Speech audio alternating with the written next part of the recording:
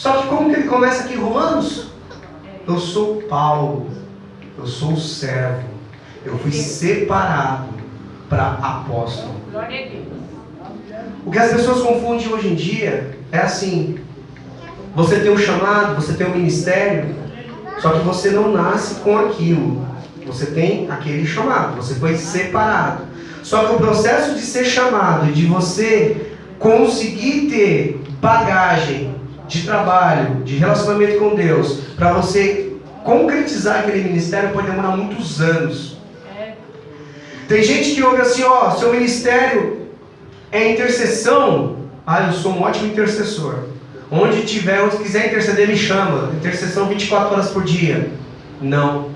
Ó, você é um ótimo pregador. Rapaz, começa a fazer minha agenda hoje. Não tem nenhuma agenda, mas ele quer agenda.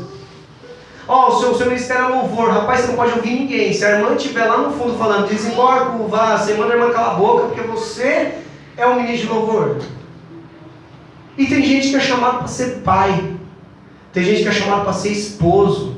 Tem gente que é chamado para ser esposa. Tem gente que é chamado para ser filho, para cuidar dos seus pais. A pergunta que eu quero fazer para vocês essa noite, e a pergunta que queima meu coração é assim: para que você serve? Falando o português mais claro possível. Para que você está aqui na terra? O que você está fazendo aqui? Qual o propósito da sua vida? Mas irmão, isso é papo de doido, não é? O apóstolo Paulo está ensinando aqui para a gente. Jesus falou, o Espírito Santo de Deus falou para a igreja separar os dois para um chamado que ele tinha. Ninguém está falando aqui que ele é esse apóstolo. A lição que o apóstolo Paulo deixa aqui para a gente é que a gente tem que ser humilde e que a gente tem que ser constantemente estar questionando Deus. Senhor, o Senhor me chamou para quê? Para ser pastor? Mas é pastor de quem? É pastor de igreja? É pastor da minha casa? É eu cuidar da minha casa para os outros não ficar roubando os meus filhos, a minha esposa? Para que o Senhor me chamou? É para cuidar só de drogado? É para eu ir para a rua? É para eu pregar em hospital? É para eu não pregar para ninguém, ficar orando dentro de casa? Para que o Senhor me chamou? Irmãos, o que o Senhor Jesus queima meu coração aqui é para falar assim: questione a Deus. Mas não igual uns babacas, desculpa o termo, mas é esse que a gente ouve: põe Deus na parede. Irmãos, não, nós somos servos. Aleluia. Ninguém aqui pode colocar Deus na parede. A gente tem que entender nosso papel aqui, nós somos adoradores. A gente tem que adorar o Senhor Jesus em espírito e em verdade. Todo dia abrindo mão dos nossos pecados, abrindo mão das nossas falhas. Porque a gente sai de um culto abençoado desse, alguém te para no trânsito, você já quer descer, dando lugar para a mão. O ser humano é assim, nós somos assim. Entendeu? Você tem a sua esposa, você tem seu esposo, deixa a irmã olhar para o seu marido para você ver se na hora esquece Jesus. Nós somos assim. Então o que a gente tem que fazer constantemente? Abrir mão constantemente da nossa carne. E isso é um serviço diário. Aleluia. Eu tinha um problema de entendimento muito grande assim que eu me converti. Eu pensei assim, ó, eu vou aceitar Jesus como o único e suficiente Salvador da minha vida, vou descer as águas, vou ser batizado com o Espírito Santo e acabou, tá tudo bem. Irmãos, aconteceu tudo isso. Minha vida ficou muito ruim, mas ficou péssima. Pensa numa vida ruim. E o que eu fiz? Meninão, Jesus ele não me quer não, deixa Jesus lá.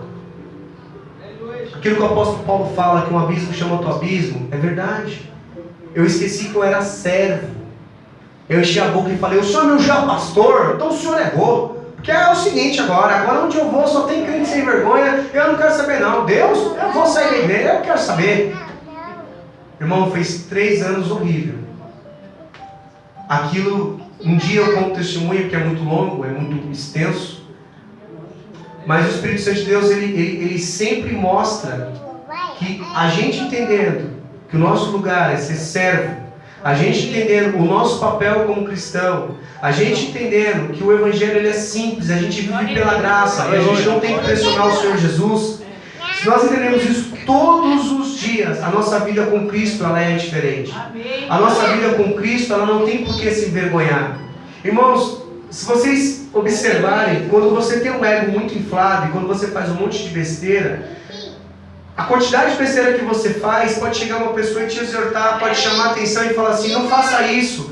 Mas você está tão cego do pecado, tão cego, que você fala, não, Deus é na minha vida. Não, Deus está me ajudando. Aleluia. Não, você não tá, eu e Deus, nós somos assim, ó. Irmão, vamos baixar a crista, vamos ser servo. Vamos parar com esse ego. Lembra que Satanás caiu por causa do ego dele, que era muito inflado. Satanás quis ser igual a Deus e ele foi expulso do paraíso. Ninguém aqui já nasceu, já acordou preparado. Nós todos os dias somos moldados, todos os dias a gente aprende um pouquinho mais, todos os dias a gente tem que se esvaziar de todo o ego, de tudo que a gente fala, a gente tem que se esvaziar todos os dias. Aqui, se você olhar em Romanos, no finalzinho, o apóstolo Paulo fala, no 16,